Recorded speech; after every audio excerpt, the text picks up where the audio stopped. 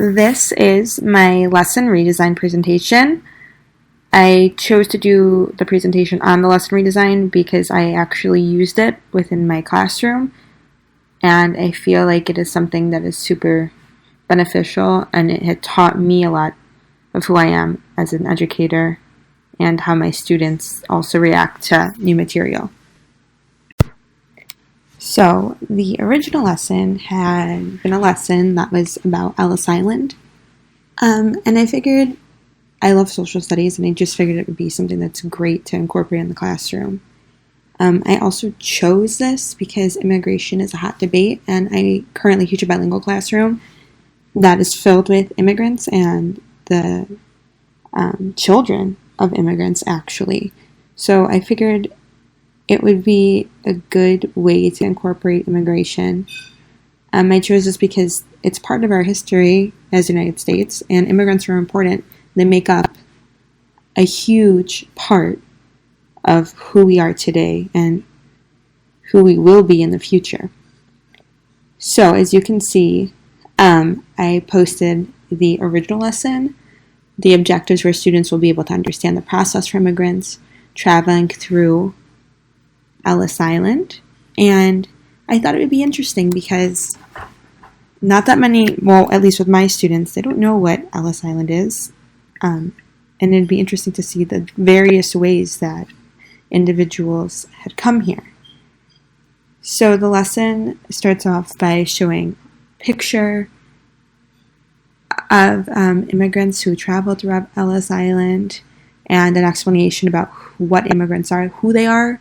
Like an immigrant is a person who leaves another country to move to another one. I would ask the students if they've heard of Ellis Island and background information that they had about Ellis Island, because once again, that is very crucial. Then I would hand out a worksheet if I was doing the original, show pictures of Ellis Island, how it was then when many immigrants arrived, and how it is now. Then would be my guided practice modeling. I would have students work with partners, answer questions at the bottom of the worksheet, have them write down 5 facts of the article on the back of the worksheet. Once again, it's a lot of worksheets. So I decided to change this up a little bit. So during the independent working time, which would be about 20 minutes, in the original lesson, you would hand out an Ellis Island interview worksheet, you read the instructions, and direct the students to write a journal entry from the point of view of a student who had traveled to Ellis Island. Even looking at this now, even though I already made changes, there is a great history collection. I can't think of the name right now, but they are great, and it tells a perspective of a children's point of view, and there's some about children who did travel to Ellis Island, and that would be very interesting to incorporate. But you would continue handing that out for extend and differentiate for enrichment. You can incorporate new vocabulary words, because our vocabularies need to keep growing, and these days it feels like most of the students don't seem to want to extend their vocabulary. And then for support, you have students write an entry of 5 sentences with a drawing of Ellis Island, because in our classroom we have learners at different levels, and we need to modify our lessons to incorporate all of those learners and make sure that they are learning and they are getting what they need out of the lesson. So when I was thinking of ways to redesign the lesson, I really thought it needed to be technology focused. Obviously now everything revolves around technology.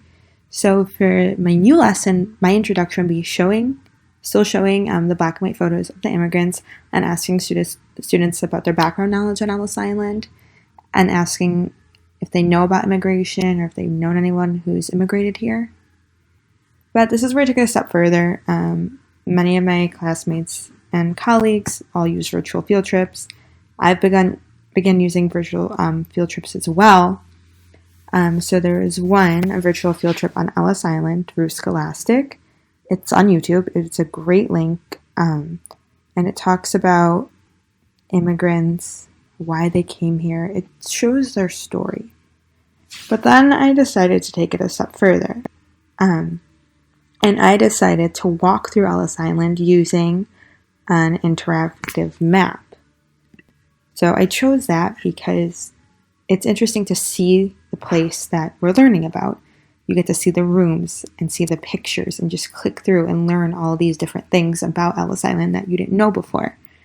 And I thought it was cool so they could get that experience, like, wow, I feel like I'm actually there. And I actually did use this lesson in my class, and I'll share more about that after I finish my explanation. But then I will model independent work. So I'll read a letter by a child written by a child who traveled there and their experiences. Then students will be asked to brainstorm and create a picto chart of a letter that would have been written by an immigrant.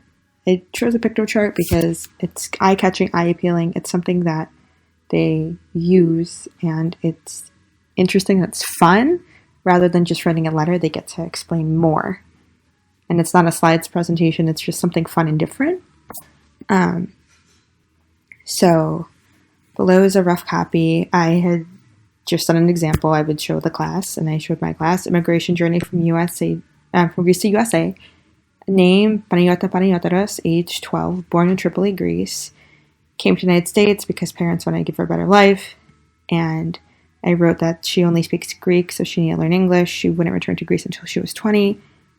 And she loved how busy the city of Chicago was. Based off of my grandmother, except she came here when she was 19 in the trunk of a car over Canada, the Canadian border. But I didn't want to give that much detail of my thing. Plus, she did come from Greece. Most of the information is correct. I'm just giving them an example of what they would have seen. And then, after that, is the enrichment. Student will watch a video about child immigrants who came to the United States.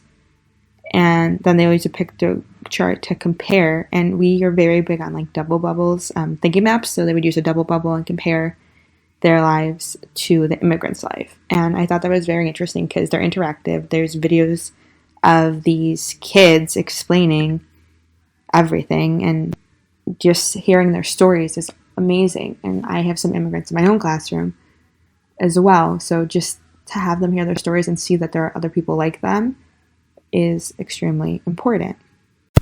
So I had learned a lot from this lesson redesign, and even though it was a lesson redesign, it really made me think about lessons in general and how I teach as an individual every day. I'm a one-to-one classroom, and technology is completely important, and I feel like it's helped my students evolve into these little tech geniuses. A lot of them don't have computers at home, so just everything we do in class has just really helped them develop as individuals, and they've gained strengths with just using even Microsoft Word, making slides on Google, everything. Making picto charts, what kid? And Powtoon as well. What students who don't have technology at home and don't use it at home, really, besides tablets, they don't have the access to Chromebooks or desktops, do this stuff?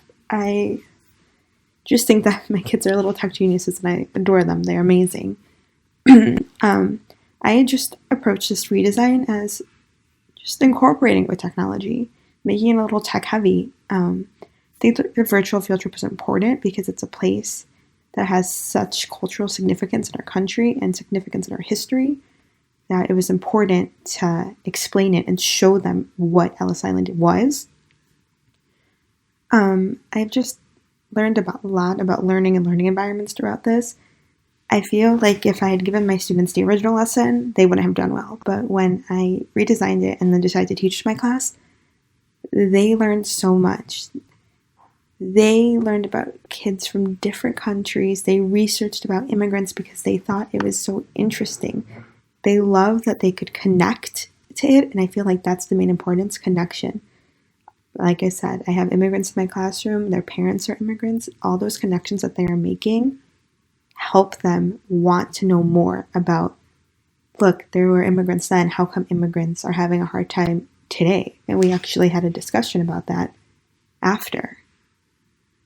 I think that our students are so globally aware these days and everything that's happening in our country. This lesson helped them learn.